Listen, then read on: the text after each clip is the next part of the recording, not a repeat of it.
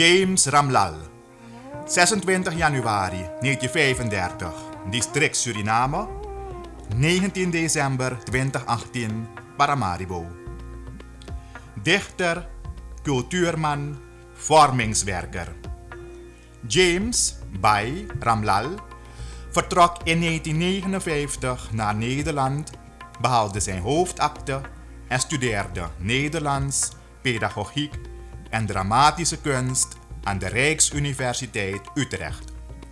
In 1971 promoveerde hij aan de Savitribai Phule Universiteit, India, tot doctor in de wijsbegeerte. Terug in Suriname in 1972 werd Ramlal in hetzelfde jaar initiatiefnemer van het Nola Hatterman Instituut en onderdirecteur van het Cultureel Centrum Suriname, CCS.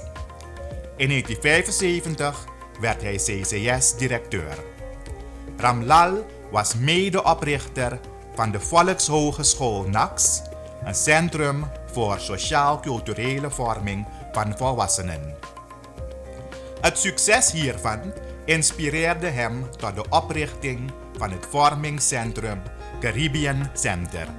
Ramlal was onderdirecteur en daarna van 1996 tot 1998 waarnemend directeur cultuur van het ministerie van Onderwijs en Volksontwikkeling.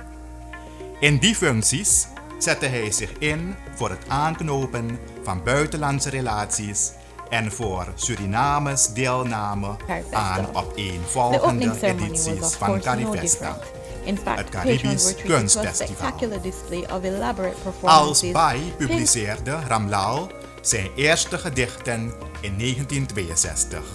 Voor zijn dichtbundel Windu, 1982, kreeg hij de Surinaamse Staatsprijs voor Literatuur, 1980 tot 82.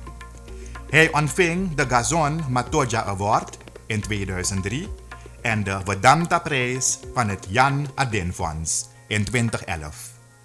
Ramlal werd met staatseer begraven.